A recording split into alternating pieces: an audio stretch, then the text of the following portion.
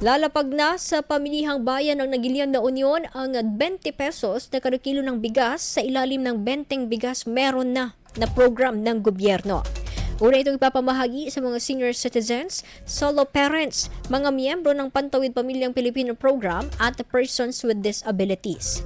Kinakailangan namang na ipresenta ng mga benepisyaryo ang kanilang valid ID bago mabigyan ng supply ng bigas. Samantala, tampok din sa pamamahagi ang mga mura at sariwang lokal na pangunahing produktong gulay, prutas at iba pa na maaring mapagpilian ng mga residente bilang suporta sa mga kababayang manlalako. Kamakailan, unang ipinamahagi ang supply ng 20 pesos na bigas sa mga minimum wage earners sa La Union bilang kauna-unahang benepisyaryo ng programa sa buong Ilocos Region. Inaasahan naman na magtutuloy-tuloy na ang rollout ng programa sa iba pang lalawigan sa rehiyon. IFM News. IFM News. IFM News.